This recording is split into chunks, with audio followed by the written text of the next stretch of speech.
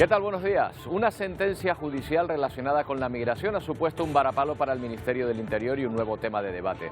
La sentencia del Tribunal Supremo declarando contraria a la ley la expulsión de menores que intentaron entrar por la fuerza en Ceuta en 2021. Unos 1.500 fueron expulsados sobre la marcha en medio de una entrada masiva de 12.000 personas. Mientras en Canarias el gobierno se pregunta qué pasa con el acuerdo de reparto de menores que iba a trasladar a más de 300 fuera de las islas. El traslado no se ha producido y las pateras siguen llegando.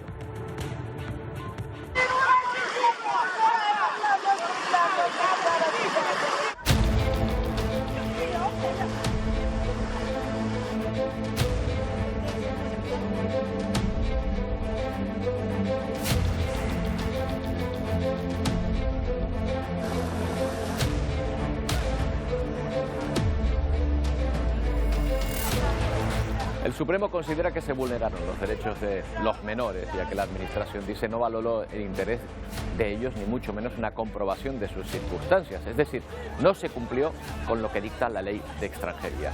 El Ministerio del Interior no ha reaccionado aún a esta sentencia, mientras en Canarias aumenta la presión asistencial precisamente a los menores de edad.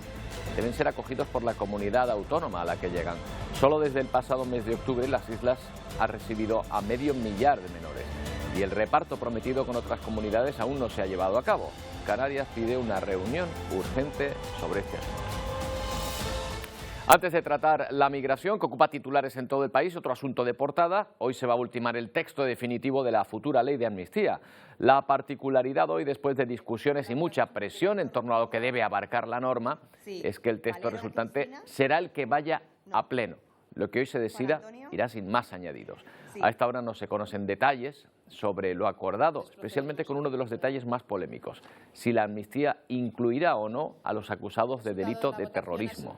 La intención de los independentistas es que no haya exclusiones y abarque cualquier supuesto.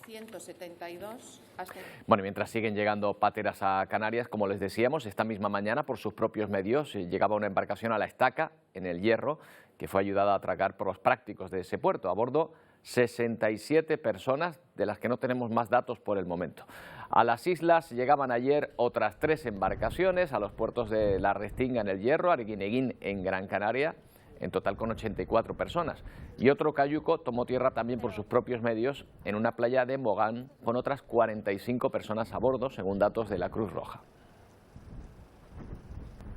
Bueno, otra imagen de este fenómeno la encontramos en Almería, hasta donde se han trasladado unos 350 inmigrantes que habían llegado en patera a Canarias. Se alojan en ese hotel donde son atendidos por la Cruz Roja para regularizar su situación y poder trabajar en el futuro. Por lo pronto encuentran que la instalación en el hotel es mejor que los centros donde se alojaban antes. Y ya llega 2 días. ¿Y está bien el sitio? ¿Te gusta el sitio? Sí, este sitio está mejor, está un poco mejor que porque donde nosotros estaba ahí en Tenerife, aquí está mejor. Bueno, estas que han llegado a Almería son personas adultas, pero si hablamos de menores, Canarias tutela a día de hoy a 4.700 niños y adolescentes. Solo desde el pasado mes de octubre las islas han recibido 500.000 de menores. El pasado mes de octubre, en una reunión sobre migración entre comunidades, se acordó el traslado de 347. Sin embargo, desde entonces no se ha desplazado ninguno y han seguido llegando. El Gobierno de Canarias quiere una reunión urgente la semana que viene para abordar este asunto.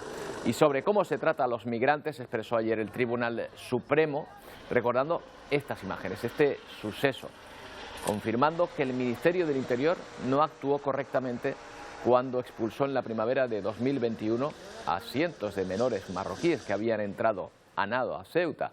Seguro que recuerdan las imágenes, fue tal la cantidad de gente que se desplegó incluso al ejército. El alto tribunal considera que no se siguió el procedimiento administrativo individual previsto, que exige información sobre la situación de cada afectado, audiencia del mismo si tiene madurez e intervención del fiscal. El Supremo considera que se vulneraron los derechos a la integridad física y moral de los menores. Bueno, el Ministerio del Interior a todas estas no ha reaccionado. Estas son imágenes en directo del Congreso. A las 11 hora canaria, ahora mismo tenía previsto el ministro del Interior, Grande Marlaska, comparecer para centrar su comparecencia en la crisis migratoria, para hablar de este asunto. y es en teoría lo que se estará haciendo en este momento. Estaremos atentos a lo que dice Grande Marlaska, las explicaciones que da ante esta sentencia del Supremo. Por lo tanto, hay una diferencia también en que hoy son las Cortes Generales. Bueno, buscamos más datos sobre esta sentencia. Patricia Fernández Vicens es abogada de la Asociación Coordinadora de Barrios. ¿Qué tal, Patricia? Buenos días. Buenos días, Roberto. Buenos días. Bueno, lo que viene a decir la sentencia es que el Ministerio del Interior no respetó la ley de extranjería, ¿verdad? Efectivamente, este caso hace referencia a 8 niños que, si bien llegaron a Ceuta en mayo del 2021, permanecieron durante 3 meses tutelados por la Ciudad Autónoma de Ceuta y fueron retornados en agosto del 2021. La crítica que le hace el Tribunal Supremo al Gobierno es que ignoró por completo las garantías previstas en nuestra legislación para devolver a los niños. Y esta ignorancia de las normas provocó una situación de riesgo para los niños, que es lo que el Tribunal Supremo denuncia como una vulneración del derecho a la integridad física, el ponerles en riesgo. Es necesario y pertinente que cuando se atiende a un niño y se adopta una decisión sobre él, se valoren cuáles son sus circunstancias. El haberlo hecho en las devoluciones colectivamente, indiscriminadamente, es lo que el Tribunal Supremo entiende que está prohibido por nuestra legislación. Patricia, dice usted que esta denuncia parte en torno a 8 personas, pero a 8 menores. Pero claro, ese día entraron muchos más. ¿También abarcaría la actuación con esas 1.500 personas, 1.500 menores que se cree que llegaron a cruzar la frontera? No hay datos sobre los niños que llegaron a cruzar la frontera fidedignos, se oscila entre 1.000 y 1.500. Lo cierto es que muchos de esos niños retornaron durante la misma crisis de mayo, retornaron después voluntariamente a Marruecos. Es importante señalar que no se trató de una crisis migratoria. Lo que ocurrió en Ceuta en mayo del 2021 fue una crisis política, una crisis en el marco de las relaciones bilaterales de Marruecos con España, que tuvo como consecuencia el que se arrojara a las personas contra las fronteras, pero no fue una crisis migratoria. Por lo tanto, el marco es completamente distinto. En todo caso, esta sentencia hace referencia a estos 8 niños que, como he señalado, ya estaban tutelados por la ciudad de Ceuta. Estamos pendientes de otra sentencia que hace referencia a otros 12 niños y de otro procedimiento que está todavía pendiente. Lo que sí que es claro, como bien señala Roberto, es que esta sentencia marca el camino a actuar en el futuro, y lo que nos dice es que se puede retornar a niños siempre que quede claro niños, que se ha ponderado. Hemos perdido por un momento esa comunicación, vamos a ver si la podemos recuperar sobre la marcha, porque la verdad es que estábamos escuchando perfectamente lo que nos estaba contando la abogada en torno a esta situación, a la sentencia también y a lo que supone esta sentencia del Tribunal Supremo en torno a la actuación del Ministerio del Interior en esa jornada. Hemos escuchado, creo que lo vamos a recuperar, sí, bueno, Patricia, ¿me escuchas? Sí. Bien, me decía Patricia, creo que hemos recuperado la comunicación, que no se trataba de una crisis migratoria. Vale, parece que se está yendo esa comunicación. Bueno, pues vamos a continuar con otras cuestiones y volveremos a este asunto en cuanto podamos. En Estados Unidos también la justicia ha dictaminado sobre migración. La Corte Suprema respalda a Biden y obliga al Estado de Texas a retirar las concertinas, el alambre de púas de la frontera. Nos da más detalles Jaime Moreno. La Corte Suprema le dio la razón a la administración Biden para remover el alambre de púas desplegado por el gobernador del estado de Texas a lo largo del Río Grande en Eagle Pass. El Departamento de Justicia argumentó ante la Corte que el gobierno federal es el único que tiene la autoridad sobre el manejo de la frontera. Los jueces de la Corte le dieron la razón a la administración Biden, aunque no explicaron por qué. El Departamento de Justicia también argumentó ante la Corte que el alambre de púas le impedía a la patrulla fronteriza entrar en contacto con los migrantes y desarrollar su trabajo. El estado de Texas ha desplegado a la Guardia Nacional en la frontera y se ha enfrascado en una larga disputa con la Casa Blanca sobre la política migratoria. Bueno, creo que podemos volver a recuperar nuestra entrevista con Patricia Fernández Vicens, abogada de la Asociación Coordinadora de Barrios. Patricia, ahora sí, Creo que nos escuchamos de nuevo, ¿no? Disculpad, sí. Me estaba diciendo que no se trataba de una crisis migratoria en este caso, pero la norma, la ley de extranjería, hace distinciones en cuanto si se produce una situación masiva como esta, si se trata de una crisis política, como usted acaba de decir, con el país vecino, o no se hace ningún tipo de distinción. La ley no hace distinciones y lo que nos dice tanto la sentencia del Tribunal Superior de Justicia de Andalucía, que ha sido confirmada por esta del Tribunal Supremo, es que no se deben hacer distinciones. Lo que nos dice efectivamente la sentencia es que en lo que hay que estar es a lo que la ley dice. Exactamente, la ley no hace distinciones y donde la ley no hace distinciones no se puede hacer ningún tipo de discriminación. Lo que nos dice precisamente esta sentencia es que el Gobierno no puede excepcionar de la aplicación de la ley. Todo lo contrario, que ante situaciones de crisis política a lo que hay que estar efectivamente es al cumplimiento de la ley. Claro, entonces, ¿qué deberían haber hecho los agentes de las fronteras ese día, según la sentencia del problema? Bueno, mejor dicho, según la ley de extranjería, ¿no? Que es lo que se debería haber cumplido.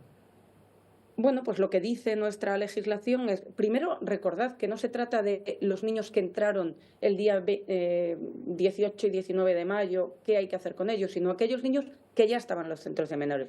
Y lo que dice la ley es que si el Servicio de Protección de Menores cree que el niño está mejor con su familia, debe hacer un informe, solicitárselo a la Delegación de Gobierno, la Delegación de Gobierno tiene que buscar a su familia en origen, tiene que asegurarse de que realmente la familia esté en disposición de acogerlo a través de nuestros servicios consulares, tiene que dar audiencia al menor, tiene que decirle, mira, creemos que lo mejor para ti es que retornes. Si el niño no quiere ser retornado y tiene motivos para ello, habrá que nombrarle un defensor judicial para que le represente y le asista en todo el procedimiento. O sea, al menos las mismas garantías que tienen los adultos ante un procedimiento de evolución. De acuerdo, Patricia, pues gracias por explicarnos este proceso y el alcance de esta sentencia. Buenos días. Muy bien, muchas gracias. Buenos días. Bueno, Europa trata de mediar en Oriente Próximo para alcanzar un acuerdo de paz entre Israel y Gaza. El jefe de la diplomacia europea, Josep Borrell, no ha podido ser más directo ante Benjamín Netanyahu, el primer ministro israelí. Which are the other solutions they have in mind? To make all the Palestinians live? ¿Cuál es su alternativa a la solución de los dos estados?, pregunta Borrell. ¿Matar a todos los palestinos? Añade que la manera de destruir a Hamás no es actuar como lo está haciendo Israel.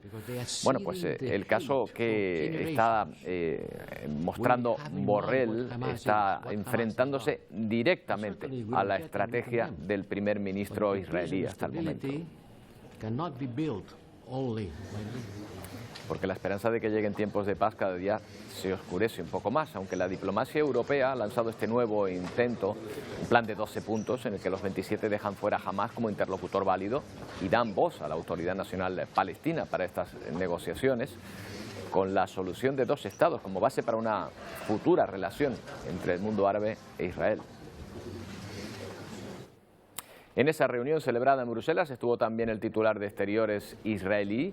A su llegada mostró a los periodistas dos fotografías con los rostros de un bebé israelí de 1 año y de otra joven capturados por Hamás, pero evitó pronunciarse sobre el plan de paz propuesto por la Unión.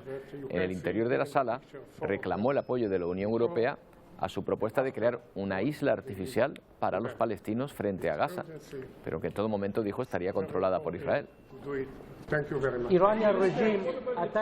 En Bruselas también ha estado presente el ministro de Exteriores español, José Manuel Álvarez, que inicia hoy viaje, por cierto, por Oriente Medio, con visita a Líbano. España va más allá, propone que Gaza y Cisjordania queden conectadas por vía terrestre.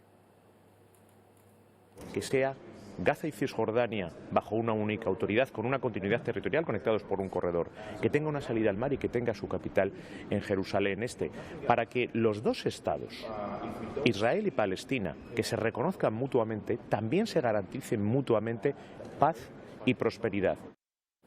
Ernesto Pascual es doctor en Relaciones Internacionales, profesor de Ciencia Política. ¿Qué tal? Buenos días. Buenos días. Bueno, históricamente los primeros en oponerse al Estado palestino fueron los países árabes, ¿verdad? Ahora es Israel. ¿Cuáles son sus razones? ¿A qué teme Israel? Bueno, Israel básicamente siempre ha estado en contra de esta opción porque supondría tener un Estado que declaradamente, abiertamente, es anti-israelita dentro de sus fronteras más próximas, y ya teniendo a Siria, con la que también está formalmente en guerra desde hace muchos años, y a Líbano, estaría totalmente rodeada de estados que pretenden la destrucción del propio Israel. Claro, Israel teme la amenaza de un Estado legitimado como tal, pegado a su frontera, pero también es verdad que Palestina estaría muy lejos de hacerle sombra, ¿o no? Evidentemente. De hecho, cuando oía las palabras de Álvarez, realmente la única posibilidad para que haya dos estados es precisamente la proposición española, que haya una interconexión entre Cisjordania y Gaza para que no ocurra lo que ha ocurrido. O sea, lo que ha pasado, para que nuestros televidentes nos entiendan, es que en Cisjordania estaba la autoridad palestina mandando, pero en Gaza, al no estar conectada, Hamás empezó a crecer y a ofrecer los servicios que el Estado palestino no ofrecía, ¿no? O que que el Estado palestino no ofrecía. De esta manera ha creado estas fidelidades que nos han llevado a donde estamos. Por lo tanto, es necesario conectarlo. Y aún así sería totalmente necesario también, y valga la redundancia, que se apoyase al Estado palestino desde fuera, porque si no, no habría ninguna posibilidad, volvería a ser un Estado fallido. No sé si hay novedades en torno a la propuesta europea que plantea efectivamente esa conexión también entre ambos estados, que haya un puerto en Gaza que pueda operar, ahora mismo no se permite, y que la capital de ese futuro Estado palestino esté en Jerusalén Este, o sea que se comparta también la capitalidad de esa ciudad. Bueno, esto son muchas dificultades, pero antes de hablar del plan europeo, te tengo que decir que Israel ha hecho una propuesta mediante Egipto y Qatar a Hamás para un alto el fuego de 2 meses, y a cambio de la liberación de todos los presos que todavía tiene Hamás, ¿no? Veremos a ver, porque has dicho que los tiempos de paz no se vislumbran, yo tampoco los vislumbro, pero a lo mejor el alto el fuego, porque Egipto y Qatar están muy empeñados, quizás lleguen a conseguirlo. De hecho, el único intercambio de rehenes a cambio de un corredor humanitario fue por mediación de estos 2 países. En cuanto a la propuesta europea, como digo, es la más digna en el sentido de la más realista de cara, porque decir la solución de 2 estados, la solución de 2 estados está en las resoluciones de la ONU desde hace muchísimos años. No se ha llevado a cabo en ningún momento. Entonces, no necesitamos un Estado palestino fallido otra vez, porque volverían a crecer los grupos como Hamás o Hezbollah dentro de ellos, los grupos terroristas. Necesitamos un Estado palestino fuerte, como mínimo que funcione, y para eso necesita una salida al mar con la que comerciar y una unión entre los territorios. Problemas. Unión entre los territorios. Eso supone crear un corredor muy cerca de la frontera de Israel. Israel no quiere esto. Capital, Jerusalén. Bueno, cualquiera que conozca la historia de Jerusalén sabrá lo difícil que es. De hecho, se ha llegado a proponer soluciones tan increíbles como dividir en 3 partes Jerusalén, pero no geográficamente, sino el aire, la superficie y el subsuelo, porque están las catacumbas, etcétera, etcétera, entre las religiones que allí habitan, claro, ¿no? Es decir, es complicadísimo. Llevamos años con este tema. Yo lo de la capital en Jerusalén lo veo complicado, pero también veo complicado que los palestinos renuncien a ello. En principio, si el avance fuera una conexión terrestre y un puerto, sería ya un éxito total de las diplomacias europea y estadounidense. Bueno, por lo menos, Ernesto, hay una base sobre la que se pueda trabajar, aunque ahora, desde luego, ese acuerdo, como bien dices, parece muy lejano y se está más en llegar a un alto en fuego, en primer lugar.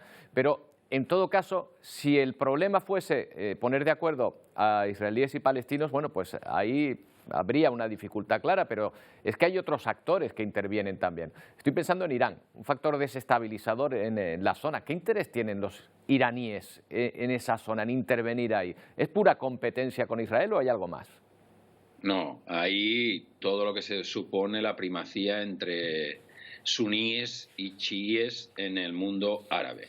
Es decir, Irán, que ahora está apoyando a Hezbollah, que Hezbollah es quien ha cometido ahora el asesinato en la zona central de Gaza de 20 soldados israelíes está apoyada desde hace muchísimo tiempo, bueno, desde su nacimiento, por Irán. ¿Y por qué? Pues porque dentro del mundo árabe hay dos maneras de entender la religión, por decirlo así, una sunita y otra chiita.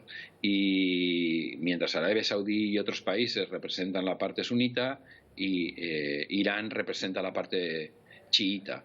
Y entonces también se juega esto dentro de la guerra que se lleva a cabo entre Israel y Palestina. Claro, y ahí hay más actores, más piezas que encajar, lo cual nos va mostrando la dificultad que encontramos en la zona. Y por qué decimos siempre, Ernesto, el peligro de que se extienda de enfrentamiento, en principio una guerra, un enfrentamiento local que vaya adquiriendo un carácter más global, sobre todo en esa zona. Como ya te he dicho, formalmente Israel está en guerra con Siria, aunque no ahora mismo, bajo la terminología que se utiliza actualmente, sería conflicto de baja intensidad. En realidad, formalmente están en guerra estos dos países. Luego, recordemos que Israel tiene la frontera con el Líbano y ahí es la sede de Hezbollah, apoyada por Irán, como hemos dicho anteriormente. Y Hezbollah está empezando a actuar. Hasta ahora se había mantenido más o menos cautelosa a este respecto, pero ahora está empezando a actuar en defensa de la franja de Gaza, lo que abriría un frente nuevo. Y la complicación vendría si realmente los países árabes decidiesen tomar cartas en el asunto. Parece que este escenario de proliferación es complicado porque la propia unidad de los árabes en este aspecto, como he explicado antes, entre sunitas y chiitas, dificulta el hecho de que tomaran una opción global, ¿no?, en este aspecto. Y es más, los esfuerzos, como digo, de Qatar y de Egipto son por intentar pacificar la zona desde la negociación. Bueno, un dramático puzzle el que se extiende sobre esta zona, siempre en conflicto en los últimos años. Gracias, Ernesto. Buenos días. Buenos días, gracias a vosotros. Hasta luego. Bueno, y todo esto con Netanyahu, el primer ministro israelí, cerrando en banda a la creación de dos estados, para empezar, y decidió además a prolongar el ataque militar durante meses. Hoy está siendo la jornada más sangrienta para el ejército israelí, que ha perdido por el momento 24 soldados. Al mismo tiempo sigue soportando la presión de los familiares de los secuestrados. Vean hasta qué punto.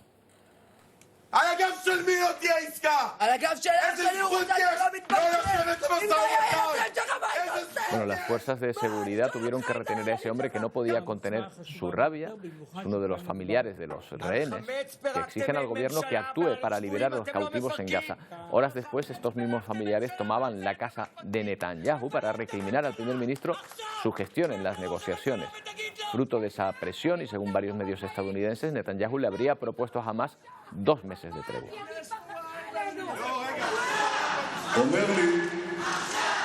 La presión sobre Netanyahu aumenta dentro y fuera de Israel. Según varios medios de comunicación estadounidenses, el primer ministro israelí habría propuesto a Hamás una pausa de 2 meses para la liberación de los rehenes. La oferta implicaría la retirada de parte de sus tropas y permitiría que buena parte de los desplazados volvieran al norte de la franja.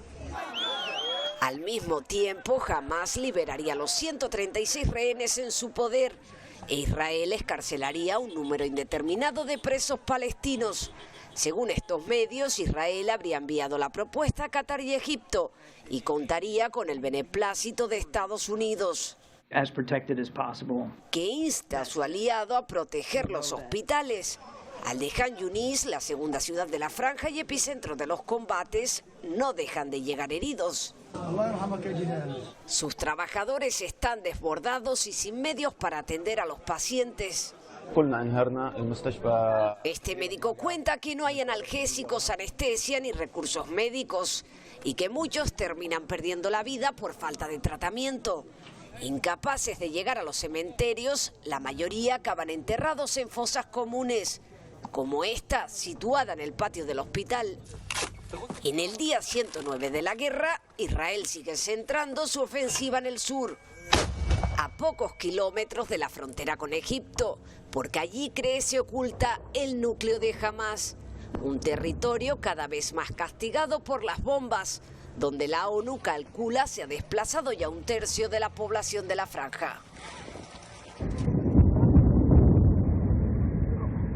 Estas son imágenes de esta madrugada, con una nueva oleada de bombardeos de Estados Unidos y Reino Unido contra los hutíes de Yemen. Sería ya el 8º ataque y el segundo en conjunto entre estos dos países. Se han destruido lanzaderas de misiles y estaciones de radar que la milicia pro-iraní utiliza para atacar a barcos que navegan por el Mar Rojo.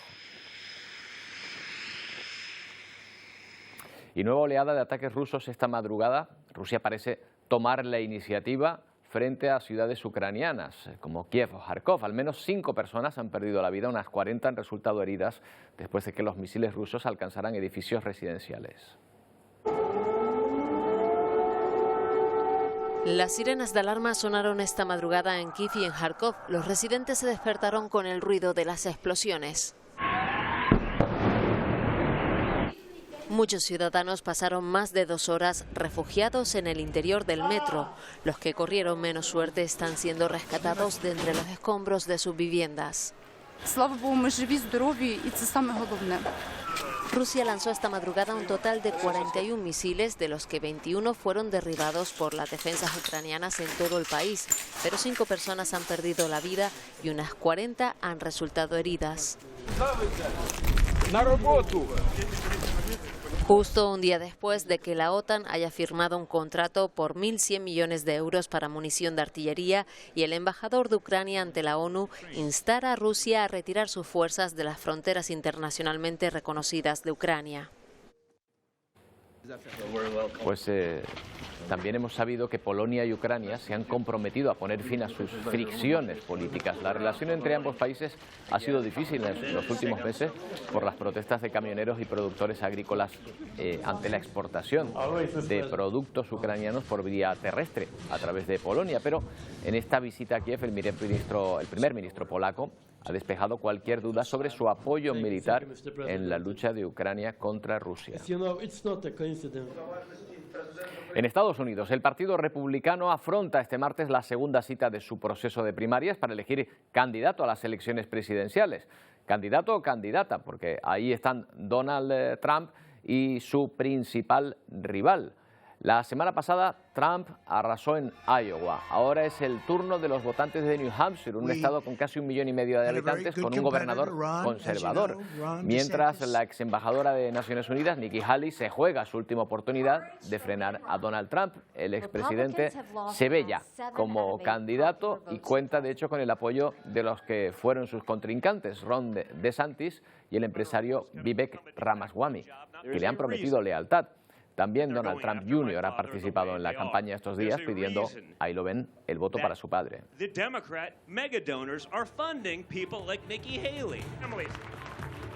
Bueno, sabemos de la Comisión de Justicia en el Congreso que debe delimitar cuáles son los puntos que se llevan a la ley de amnistía que se debe aprobar, que el partido del jugado Puigdemont y el Partido Socialista han llegado a un acuerdo en torno a 2 enmiendas que abarcarían cómo tratar los temas de terrorismo dentro de esa ley de amnistía. Enseguida buscaremos más detalles y también miraremos al espacio con los ojos de nuestro telescopio más lejano, el telescopio espacial James Webb, que cumple 2 años en órbita. Les vamos a mostrar algunas de sus últimas imágenes, un verdadero viaje en el tiempo. En realidad se ha producido hace ya cientos de miles de años. En un momento nos asomamos a cómo era el universo primitivo.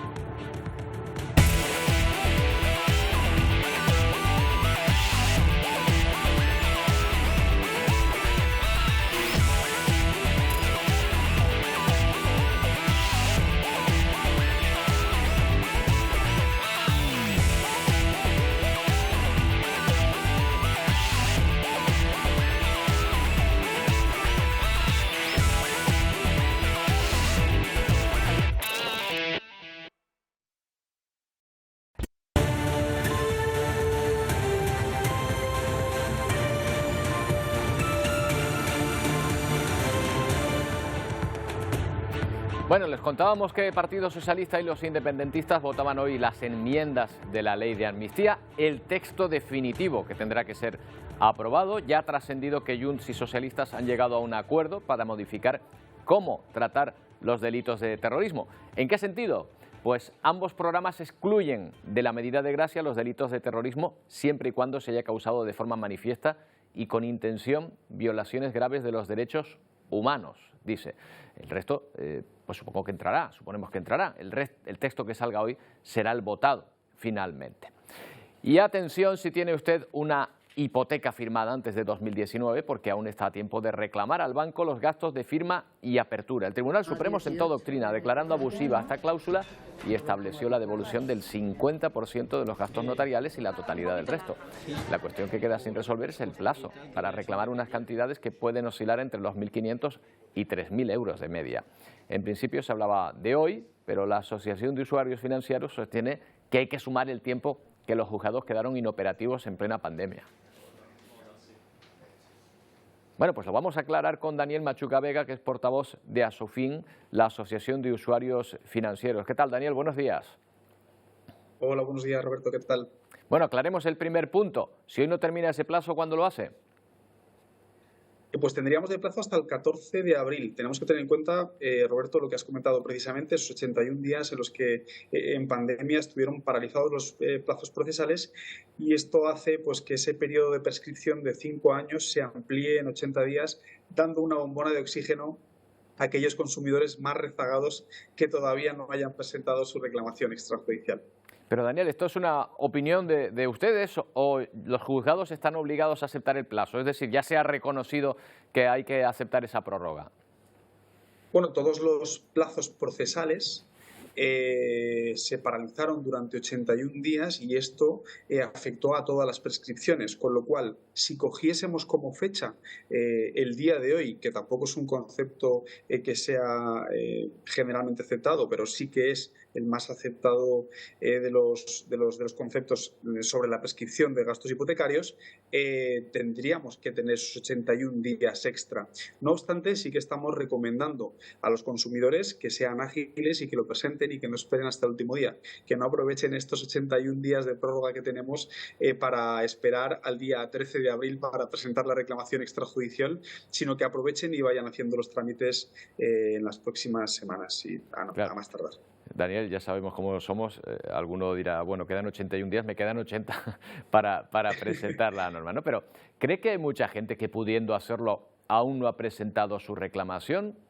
¿Por qué? ¿Porque a lo mejor lo desconoce o porque cree que no puede hacerlo? Bueno, creo no, te lo confirmo, porque esta semana tenemos la asociación completamente saturada de llamadas telefónicas de usuarios y consumidores que todavía no han presentado su reclamación, y estamos ayudándoles a hacerlo con la mayor celeridad y sobre todo llamándoles a la calma y diciéndoles que, oye, que el periodo no acaba hoy, que está bien que se hayan puesto ya en movimiento, que tienen hasta el 14 de abril, pero bueno, aún así que agilicen los trámites, ¿no? Con lo cual te confirmo que está siendo así.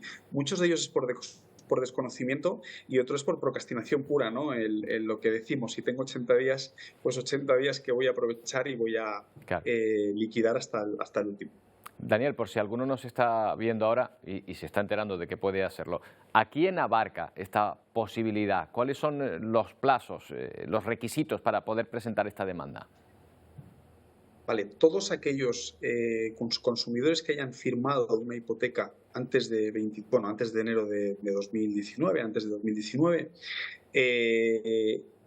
y que hayan abonado los gastos hipotecarios, que hayan tenido que hacer frente ellos a los gastos de hipoteca, notaría, registro, tasación y gestoría, tienen la opción de reclamarlos. No aquellos que solo hiciesen una compraventa. Necesitamos que haya un préstamo, una subrogación en un préstamo con una novación para poder reclamar estos gastos hipotecarios.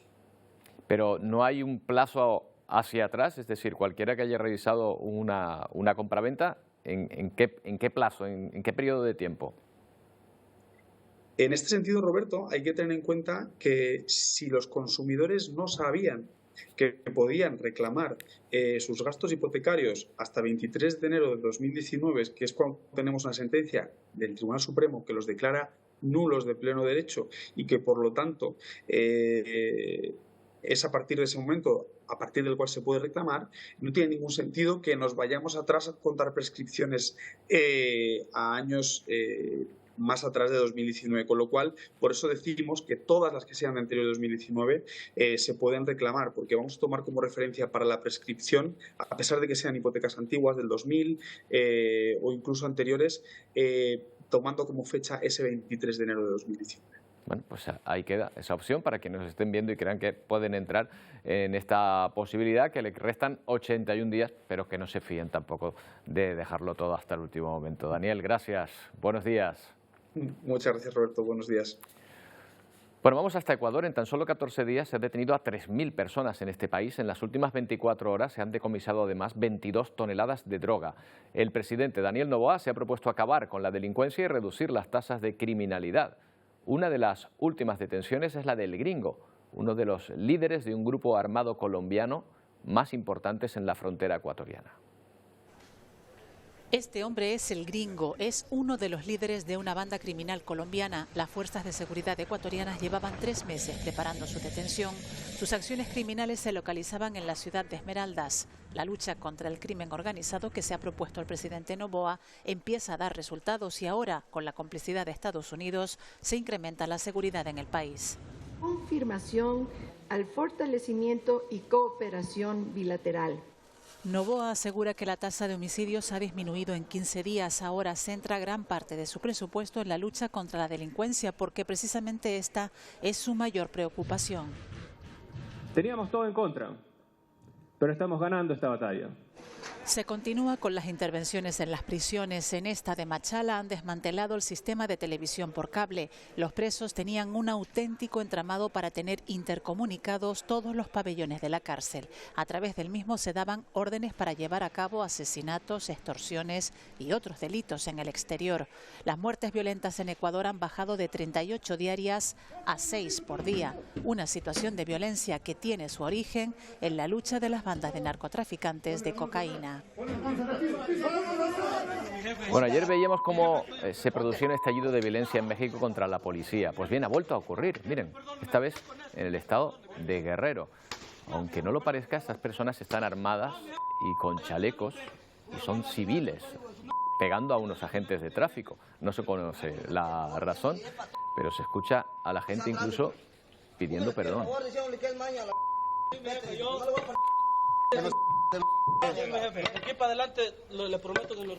Vamos con un poco de ciencia. El telescopio espacial James Webb cumple en órbita 2 años. Esto es tiempo suficiente para comenzar a redefinir la visión de los científicos del universo primitivo. Hemos querido señalar estas 2 fotos, mirarlas con más detalle. Miren, lo que estamos viendo es Júpiter con tanto detalle que gracias a Webb se descubrieron nuevas corrientes de viento en ese planeta. En otra fotografía, una nebulosa que llaman el Ojo de Dios, vista también con muchísimo detalle. Las imágenes que está facilitando el telescopio permiten a los investigadores recuperar información importante sobre la química, la temperatura, la densidad, la velocidad de los objetivos a estudiar. El James Webb ha observado las profundidades del cosmos para mostrarnos también las galaxias tal y como eran hace millones de años. Muchas de esas estructuras cósmicas son más brillantes, masivas y maduras de lo que los científicos creían posible después del Big Bang.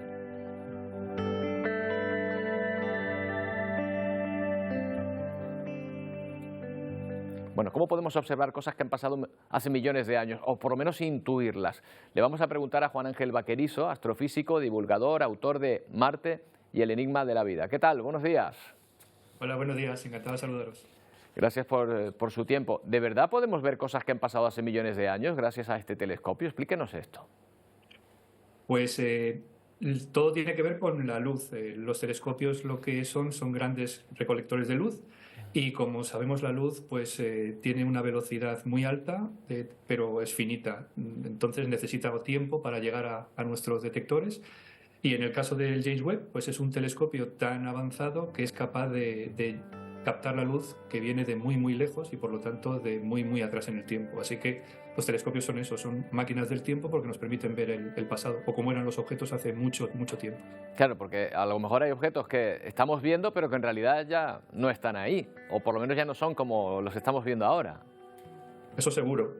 Todo lo que vemos a través de los telescopios, cuanto más lejano, pues ha tenido más tiempo para evolucionar y en la mayoría de los casos, cuanto más lejos, pues esos objetos es posible que ahora sean muy diferentes a cómo son en la actualidad. Y a veces pues podemos encontrarnos con paradojas como que podemos estar observando objetos cuya luz salió de allí antes de que la Tierra incluso estuviera formada como planeta.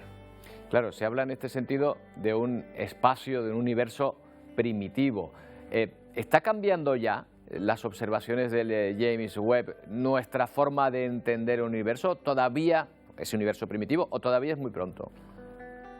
Pues estos primeros 2 años de operación que lleva el telescopio espacial ya nos ha dado un montón de grandes noticias en lo que respecta a ese conocimiento del universo primitivo. Una de las grandes interrogantes que tenemos es intentar averiguar cómo era ese universo. Lo que vemos actualmente pues son agrupaciones de estrellas que son las galaxias y en unas estructuras a gran escala. El telescopio nos va a permitir poder determinar cómo eran estos objetos, estas galaxias en los primeros periodos del universo, si se formaron antes que las estrellas, si las estrellas se formaron antes que las galaxias. Es un interrogante que tenemos y ya están empezando a dar los primeros resultados y bueno, pues en las próximas décadas desde luego van a ser apasionantes porque este telescopio nos va a dar muchas respuestas. Claro, el origen de ese universo estaría en un Big Bang, Juan. En teoría, según partiendo de esa idea, lo voy a tratar de explicar lo más gráficamente posible, se supone que todavía estamos en medio de la onda expansiva de ese Big Bang, tantos millones y millones de años después. Bueno, intentando hacerlo de una forma, o explicarlo de una forma sencilla para que todos los que nos ven y escuchan lo puedan entender, nosotros estamos dentro de un universo que evoluciona en el tiempo, surgió en un momento del pasado y en ese tiempo pues ha evolucionado. Lo que sabemos es que se ha hecho más grande, se ha expandido y lo que tratamos de determinar cuando observamos el tiempo hacia atrás es cómo era el universo cuando era mucho más temprano. En el fondo estamos dentro del universo y bueno, si lo podemos ver como algo que evoluciona, pues sería como estar dentro de algo que crece y intentando determinar cómo era cuando era mucho más pequeño. Pero llamarlo onda expansiva quizá es un poco difícil de entender porque vamos a imaginar una explosión y claro, aunque se llama Big Bang, realmente no fue una explosión. No podemos o no deberíamos pensar que el universo surgió de una explosión, sino que el universo surgió de un momento del pasado en el que todo estaba mucho más concentrado y seguramente era mucho más diferente a lo que es ahora. No es lego en la materia, Juan, me voy a tener que leer unos cuantos libros más, pero ya coincido con usted en que es apasionante ya los datos que nos está trayendo y las nuevas visiones de nuestro universo que nos está trayendo este telescopio, del que seguiremos hablando. Juan, muchas gracias por atendernos. Gracias a vosotros, un saludo. Bueno, y enseguida nuestros compañeros de Ponte al Día. Pedro, Wendy, ¿qué tal? Buenos días. Hola, ¿qué tal, días? Roberto? Muy buenos días. En tan solo unos minutos comenzamos Ponte al Día y lo vamos a hacer como siempre hacemos, poniendo el foco, prestando mucha atención a nuestro sector primario. Por eso queremos poner sobre la mesa las preocupantes cifras de descenso en el número de pastores trashumantes en Canarias, en concreto en la isla de Gran Canaria. Hablamos de esos pastores que van de un municipio a otro en busca de alimento con su ganado. Ese descenso tiene unas repercusiones directas sobre nuestro campo que vamos a ver en tan solo unos minutos. Además, hoy en Ponte al Día vamos a poner sobre la mesa los datos que se corresponden con el último informe del Defensor del Paciente del pasado año, del 2023, y sitúa a Canarias como la comunidad con peores servicios sanitarios por la lista de espera quirúrgica y también por los colapsos en los servicios de urgencia. Hoy lo abordaremos. Y nuevamente hemos sido testigos de un atentado medioambiental, en este caso contra nuestro patrimonio. Ha tenido lugar en la isla de Lanzarote. Un artista ha decidido realizar su obra, una pintura sobre la fachada, y lo están viendo, de una casa antigua de estilo canario. Esto ha traído consigo una serie de repercusiones, de mucha polémica, de mucho debate. Vamos a ponernos en contacto con el Cabildo de Lanzarote para conocer su postura y también para conocer qué pasos van a llevar a cabo a partir de ahora. Hoy además también pondremos el foco en un caso de desocupación en Canarias que nos lleva hasta el municipio de Granadilla de Abona. Tenemos las imágenes y además hablamos de un caso de desocupación que lleva una agresión de por medio. Vamos a hablar con las partes implicadas en este asunto. Con todo esto y más asuntos, por supuesto, en tan solo unos minutos aquí en Ponte al Día. Hasta ahora. Hasta ahora. Estaremos atentos, compañeros. Un terremoto de más de 7 grados nos lleva hasta China, ha sacudido el noroeste de este país con más de 60 réplicas, pero de momento no se reportan víctimas. Es el segundo temblor que afecta a la misma zona del país en solo un mes. Así se movía el noroeste de China por un terremoto de más de 7 grados que sacudió durante la madrugada la región de Xinjiang en la frontera con Kirguistán. Un terremoto con epicentro a 22 kilómetros de profundidad al que siguieron más de 60 réplicas, todas de menor magnitud. De momento no se han registrado víctimas mortales, pero sí personas heridas y daños en viviendas y en infraestructuras. El terremoto también ha provocado la interrupción del suministro eléctrico y del servicio ferroviario, impidiendo la operativa de una treintena de trenes. Así salían corriendo algunos viajeros de la estación. Las autoridades chinas ya han activado personal y suministros de emergencia para paliar las consecuencias de este seísmo que sucede después de que en diciembre otro terremoto dejara más de un centenar de personas fallecidas y más de 700 heridas en la misma zona. Ya son 20 las personas fallecidas en otra zona de China, en Yunnan, afectada por un deslizamiento de tierra que provocó casi dejar atrapadas a medio centenar de personas. Más de 1000 rescatistas trabajan contrarreloj para encontrar la veintena de personas que continúan desaparecidas. Se enfrentan además a la nieve y a temperaturas bajo cero. Otros 200 residentes siguen desalojados de sus viviendas. Bueno, y volvemos ahora a la península para hablar del potaje meteorológico que caracteriza las últimas semanas. Esa es la sensación que nos da cuando vemos, por ejemplo, Santiago de Compostela. En el norte y en el oeste de Galicia se han levantado con lluvia que irá perdiendo intensidad a lo largo del día y aviso naranja por mala mar, olas que pueden alcanzar los 7 metros de altura. En la misma cornisa cantábrica encontramos el contraste en el País Vasco. Aunque los cielos permanecen nubosos, las temperaturas suben, especialmente en el interior. 19 grados se han registrado en Bilbao, después de todo el frío que han tenido estos días. Desde hoy se espera que las temperaturas suban también en el resto de la península. Aquí en Canarias los protagonistas son la calima y el viento. De hecho, en el Hierro están en alerta por viento, en el resto de las islas en prealerta. Vamos hasta el Hierro. María Fernández, cuéntanos. Buenos días.